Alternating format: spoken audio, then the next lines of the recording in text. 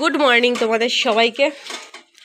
তো এই যে আজকে এখন থেকে ভিডিওটা শুরু করলাম। আর এখানে আমাদের সমস্ত কাজবাজগুলো শুরু হয়ে গেছে, যদিও আজকে ভিডিওটা শুরু করতে করতে অনেকটাই দেরি হয়ে গেল। তো এখানে মা সবজিগুলো কাটাকুটি হয়ে গেছে, সমস্ত কিছু দোকানে যত যা, বাবাও বাজার থেকে চলে এসছে, এদিকে কাজ শুরু করে দিয়েছে। আর রেখে দেওয়া হয়েছে আজকে মটরশুঁটি ছাড়াতে। তো বেশ ভালোই কাজের দক্ষতা, নিপুণ হাতে একদম মটরশুঁটি ছাড়াচ্ছে, কম খাচ্ছে বেশি সেরকমভাবে। তো এই সমস্ত পাবলিককে কোনো দিন কোনো কাজে দিতে নেই, যারা শুধু লোকসান করে। যাই হোক, ছাড়াচ্ছে যে ওটাই অনেক। আর এখানে যে মা যে সবজিপাতিগুলো কাটা হয়ে গেল। আর এদিকে রান্না বলতে ভাতের মধ্যে দেওয়া হয়েছে আজকে শিম সিদ্ধ, আর খানিক শিম এখানে রয়েছে। আর এদিকে মোটামুটিভাবে আমার মানে কি বলবো, এদিকে আজকে রান্না হবে পনির। তো পনিরটা কেটে তারপরে আবার জলে আবার ভিজিয়ে রেখে দিয়েছি। আর এখানে দুধও গরম হয়ে গেছে। টুকটাক চলছে কাজ বাজ, আজকে রান্না সেরকম খুব একটা চাপ নেই বলতে গেলে। তো চলো দেখা যাক কি করা যায়।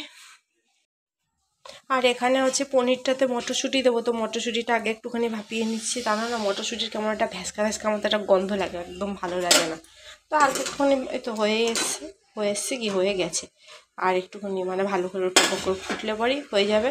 আর ডাইরেক্ট মটরশুঁটিটা দিলে না কেমন যেন একটা এত বাজে লাগে না, আমি মানে একদম খেতেই পারি না মটরশুঁটি ফুটে এই সমস্ত তরকারি, যার কারণে।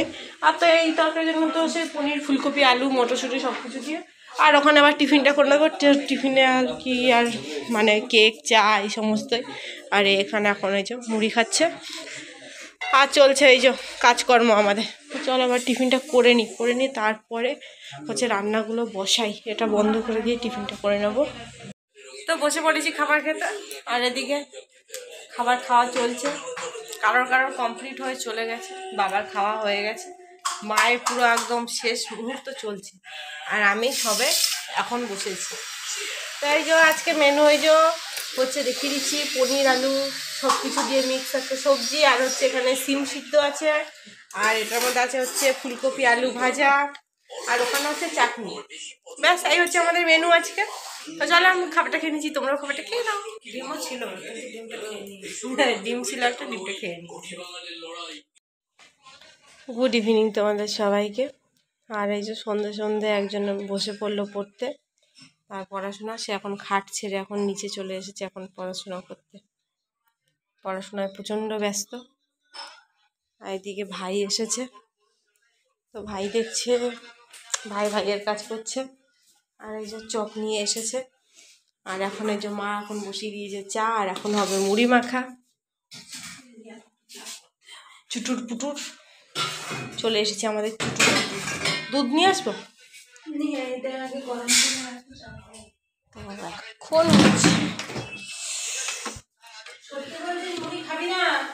তুই মুড়ি খাবি না? মুড়ি খাবি না কেন রে? পুরি আবার মুড়ি খাবে না। তা যাই হোক, ওর মুড়ি খেতে হবে না। ও সেই হিসাব মতনই ও চুটুর পুটুর নিয়ে এসছে। ও বলছে আমি শুধু চা বিস্কুট খাবো। তো যাই হোক, তো চলো মা আবার পেঁয়াজ কেটে মুড়িটা আবার মাখুক। গুড মর্নিং তোমাদের সবাইকে। তো আজকে হচ্ছে নেক্সট ডে। তো কালকে ভিডিওটা কন্টিনিউ করতে পারিনি। যাই হোক, শরীরটা না খুব খারাপ লাগছিলো, এত মাথা যন্ত্রণা করছিলো, তার মধ্যে জ্বরও লাগছিলো। তো যার কারণে আবার আজকে এখন থেকে আবার শুরু করছি। আজকে হচ্ছে সরস্বতী পুজোর আগের দিন। তো এরকম একটা ঠিক ওয়েদারের অবস্থা। আর বৃষ্টি পড়ছে অলরেডি, মানে ঠিকঠাক করে বৃষ্টি হচ্ছে। আর এদিকে আমাদের বাজার থেকে বাজারে চলে এসেছে, মা এখন সবজিপাতি কাটিং করছে। মাছ ধোয়া হয়ে গেছে। আর এখানে মা এই যে মটরশুঁটি ছাড়িয়ে নিচ্ছে, আর এখন হচ্ছে পেঁয়াজ কাটছে। আর আজকে আমাদের বাজার থেকে কি এসেছে, এই মিষ্টি আলু নিয়ে এসেছিলো, লাউ এনেছিল, আর হচ্ছে শিম আলু কাটা হয়ে গেছে। আর হচ্ছে এখানে কচুও ছাড়ানো হয়ে গেছে, কচু দিয়ে মাছের ঝোল করা হবে। আর সোনু যাই হোক স্কুলে চলে গেছে খাবার দাবার খেয়ে, বাবা গেল কোথায় জানি না এখন। আর হচ্ছে এই যে বৃষ্টি হবে বলে মনে হচ্ছে। আর পুজোর আগে যদি এরকম বৃষ্টি হয় কার ভালো লাগে বলো তো? পুজো পার্বণের আগে মানে পুরো বছরটাই বর্ষাকালে কাটিয়ে দিল। আর যখন বর্ষার দরকার গরমের সময়, তখন আর কোনো কিছুই নেই। এত বাজে লাগছে না, এরকম থাকলে পরে মন মেজাজটাও খারাপ হয়ে যায়। আর ওই দেখো আমাদের পাশের বাড়ির গাছে কত বড় বড় আম হয়েছে, দেখেছো? কতটা দেখাতে পাচ্ছি জানি না, আর তোমরা কতটা দেখতে পাচ্ছ চেষ্টা করছি। আর এই ভাইগুলো হচ্ছে সব আমাদের এখানে সব সরস্বতী পুজো করছে, সব মাথায় ঢাকা নিয়ে নিয়ে এখন চাঁদা তুলে বেড়াচ্ছে।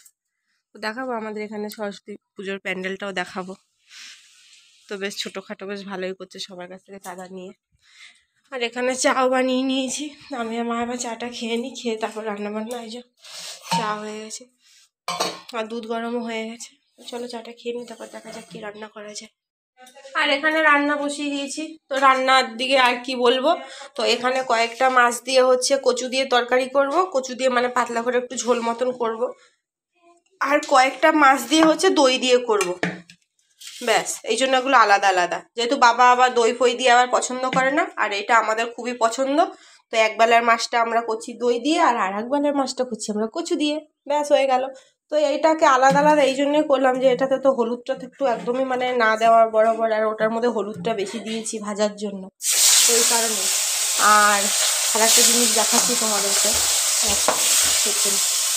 বাবা রে, রুই কাতলা মাছ হচ্ছে আজকাল এত খাটে, মানে যেটা বলার বাইরে। আর মা যাবে এখন ডাক্তার দেখাতে, আর সোনুও চলে এসেছে স্কুল থেকে, ওর স্কুল ছুটি হয়ে গেছে। তো স্কুলে কেউ যায়নি বলে স্কুল থেকে ওকে ম্যাম বললো যে আজকে ছুটি, আজকের মতন যাও বাড়ি, টাটা টাটা। তো সরস্বতী পুজোর পরে গিয়ে তোমাদের সাথে দেখা হবে, চলো।